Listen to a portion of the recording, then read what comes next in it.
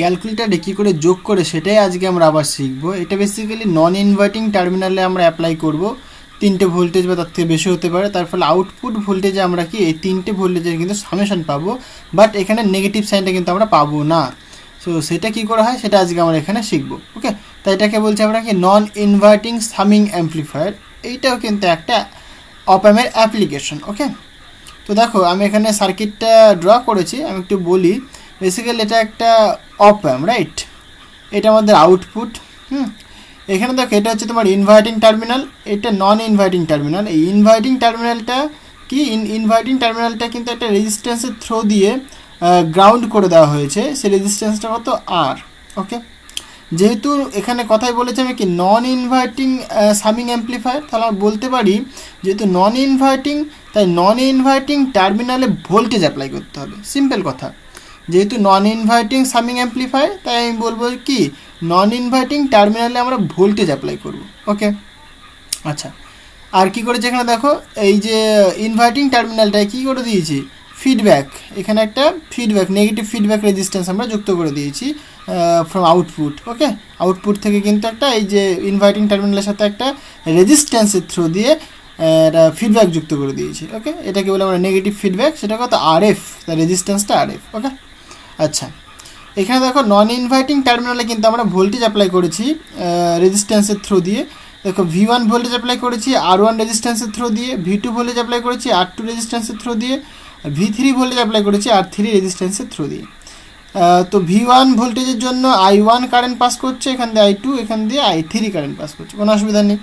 আচ্ছা, এবার ইন্টারেস্টিং ব্যাপার দেখো, এই যে অপ অ্যাম্পটা, মানে আমরা জানি অপ অ্যাম্পের ওপেন লুপ গেন কত হয়, ওপেন লুপ গেন অফ অপ অ্যাম্প সেটা ইনফাইনাইট হয়, রাইট? ওপেন লুপ গেন সেটাকে যদি আমি এ বলি, so A tends to infinite. তাহলে ওপেন লুপ গেন যদি ইনফাইনাইট হয়, তাহলে আমরা বলতেই পারি যে এ পয়েন্টের যে ভোল্টেজ সেটাই কি জি পয়েন্টের ভোল্টেজ হবে ভার্চুয়াল গ্রাউন্ড। তাহলে এ পয়েন্টের ভোল্টেজটাই কি জি পয়েন্টের ভোল্টেজ হবে। সো কনসিডার করে নিচ্ছি আমি যে এ পয়েন্টের voltage, so let us consider, so আমরা কনসিডার করে নিচ্ছি যে এ পয়েন্টের যে voltage, so voltage at a point, so let us consider the voltage at point A is suppose সেটা VA। ওকে, তাহলে এইটা হচ্ছে তোমার কি এ পয়েন্টের ভোল্টেজ, এটা লিখেছি আমি VA। ওকে, আচ্ছা, তাহলে পরে এই পয়েন্টের ভোল্টেজ যদি VA হয়, তাহলে আমরা বলতেই পারি কি জি পয়েন্টের ভোল্টেজ VA হবে, কোনো অসুবিধা নেই। যেহেতু এই অপ অ্যাম্পের ওপেন লুপ গেন ইনফাইনাইট, তাহলে আমরা বলতেই পারি জি পয়েন্টের ভোল্টেজটাও কিন্তু VA হবে। ওকে, এবার দেখো যে সিম্পল, আমরা এখানে KCL অ্যাপ্লাই করতে পারি, right? So according to KCL, so আমরা কি বলতে পারি, দেখো এখান দিয়ে কারেন্ট যাচ্ছে, এখানে ভোল্টেজ, এখান দিয়ে কিন্তু কোনো কারেন্টটা পাস করতে পারবে না। তাহলে দিদি কারেন্ট যাচ্ছে দিক দিয়ে, তাহলে দিদি কিন্তু কোনো কারেন্ট পাস করতে পারবে না। তাহলে আমরা কি বলতে পারি, দেখো যেহেতু এর ভোল্টেজ VA, হ্যাঁ, তাহলে আমরা এরকম বলতে পারি না যে V1 minus, so V1 minus VA divided by R1। এটা মানে কি এই I1টা অ্যাকচুয়ালি KCL মানে কি কিরচপ কারেন্ট ল, মানে টোটাল যে কারেন্টের যোগফলটা কী হবে, 0 হবে।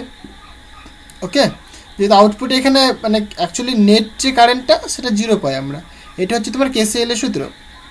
তাহলে এটা আমরা বলতে পারি plus, so V2 minus VA divided by R2 plus V3 minus VA divided by R3।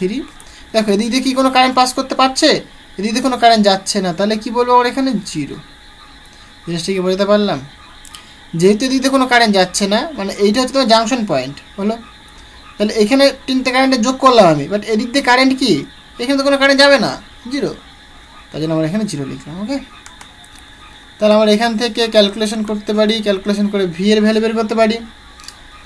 So এটা লিখতে পারি, দেখো V1 by R1 minus VA by R1। Okay, similarly V2 by R2 minus VA by R2 plus V3/R3 minus VA/R3 equal to 0।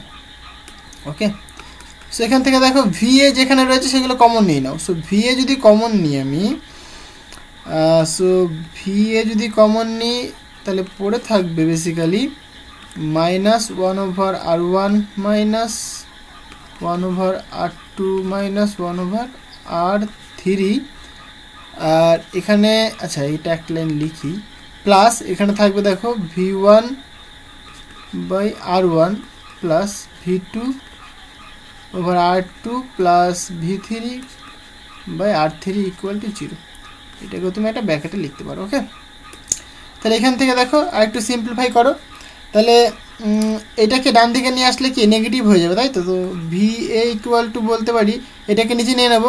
So V1/R1 plus V2/R2 plus V3/R3 divided by এটা।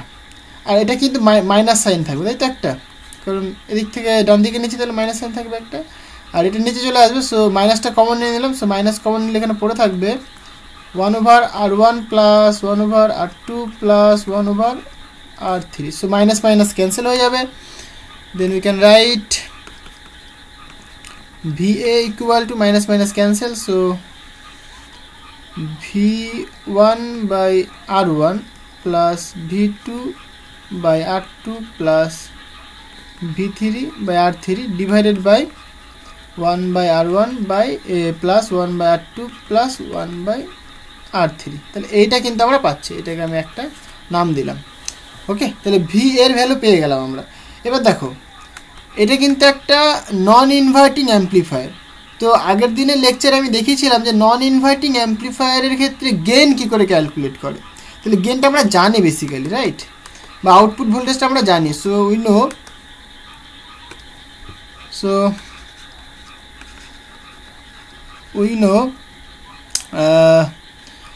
Gain, এরকম লিখি আমি, gain of non inverting amplifier. Okay, inverting amplifier সেটা কি gain মানে কি, basically gain মানে output voltage by input voltage, তাই তো।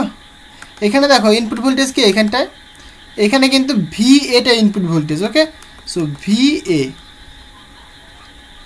ইকুয়াল টু, এটাই কি, এটা গেইন না আমাদের, এটা হচ্ছে তোমার ফিডব্যাক গেইন। ওকে, মানে ক্লোজড লুপ গেইন। এটা ইকুয়াল টু যেটা হয় 1 plus RF feedback resistance by R into, আচ্ছা ইন্টু নয়, যেহেতু আমি গেইন বলছি তাহলে এটা বলতে পারি আমরা। সো এখান থেকে তুমি বলতে পারো যে output voltage equal to 1 plus RF by R into VA। Okay, এইটাকে তুমি 2 নম্বর নাম দিলে। তাহলে দেখো আমরা V এর ভ্যালু কিন্তু বের করেছি, তাহলে V এর ভ্যালুটা আমরা এখানে পুট করতে পারি না। সো 2 নম্বর ইকুয়েশনে V এর ভ্যালু পুট করা যায়। So from equation 2 by putting the value of equation 1। ওকে, তাহলে কি পাবো আলটিমেট আমরা। So we can write V0 মানে output voltage equal to 1 plus RF by R into, এটা পাবো আমরা V এর ভ্যালু কত, V1/R1 V2/R2 V3/R3 over 1/R1 plus 1/R2 plus 1/R3, এটা আমরা পাই, তাই তো। এবার দেখো এখানে একটুখানি সিম্পলিফাই করা যাক। ইফ সাপোজ আমি যদি বলি যে এই যে R1 R2 R3 এরা সবাই সমান, কার সাথে, এর সাথে সমান, আর এর সাথে সমান, আমি এটা কনসিডার করছি, ঠিক আছে। সে কি নাকি এই যে 3টে রেজিস্ট্যান্স বললাম তারা কিন্তু সবাই আর এর সাথে সবাই, এটা আমি ধরে নিলাম আমি। ওকে, যদি ধরি তাহলে কেমন হবে দেখো, তার ফর্মটা কেমন হবে। সুতরাং আমরা বলতে পারবো V0 equal to 1 plus RF by R into, এখানে দেখো যেহেতু সবাই সমান মানে এই যে R1 R2 R3 সবাই কি R হয়ে গেছে, তাহলে আমি কমন নিতে পারি। সো 1/R কমন নিলাম, তাহলে এখানে পড়ে থাকবে দেখো V1 plus V2 plus V3, এটা পড়ে থাকবে, কোনো অসুবিধা নেই। আর নিচে দেখো 1/r plus 1/r plus 1/r, তাহলে কি 3 টাইমস, তাহলে বলতে পারি 3 ইন্টু 1/r, অসুবিধা নেই। তাহলে এখানে তুমি 1/r আর 1/rটা ক্যান্সেল করতে পারো, তাহলে আলটিমেট কি পাবে তুমি basically, so output voltage V0 equal to 1 plus RF/R into V1 plus V2 plus V3 divided by 3, right. এবার দেখো এই যে তাহলে RF আর ডিভাইডেড বাই R, রাইট। আমি RFকে বলতে পারি এবার if suppose RF equal to যদি কত হলে দেখো এখানে শুধুমাত্র আমি এই ভোল্টেজের সামেশনটা পাবো, তাই তো। তাহলে RF এর মানটাকে যদি আমি 2R পুট করি তাহলে কী হয় দেখো তো দেখি, 2R পুট করলে পরে তাহলে আর কেটে গিয়ে এখানে 2 থাকবে, 2 প্লাস 1, তাই না, তাহলে 3 হয়ে গেল, 3 কেটে গেল, তাহলে আমরা বলতে পারবো সুতরাং দেখো V0 equal to 1 plus RF এর মান কত বসালাম 2R, নিচে কত রয়েছে R, অসুবিধা নেই, ইন্টু এখানে V1 এখানে V2 plus V3 divide by 3, ওকে।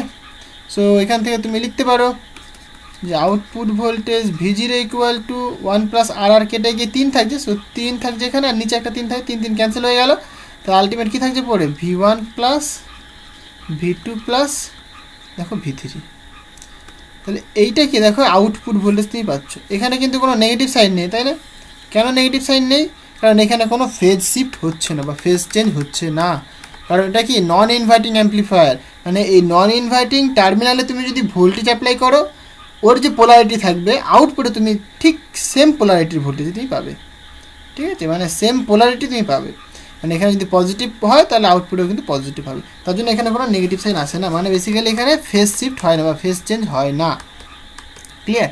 তাহলে দেখো এইভাবে তুমি কিন্তু সামেশন করতে পারো, মানে এইভাবেই অ্যাকচুয়ালি ক্যালকুলেটার বলো মোবাইল বলো বলো যারা মানে ডিভাইসগুলো, সেই ডিভাইসগুলো কিন্তু এইভাবেই ক্যালকুলেট করা হয়, মানে সেখানে এই জিনিসগুলো ইউজ করা হয়, ওকে।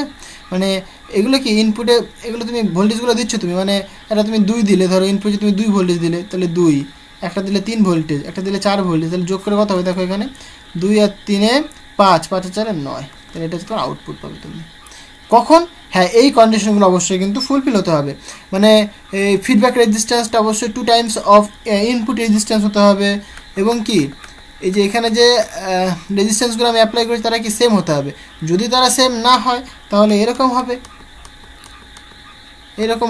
এরকম ফর্ম পাবে তুমি, এরকম ফর্ম পাবে, ওকে।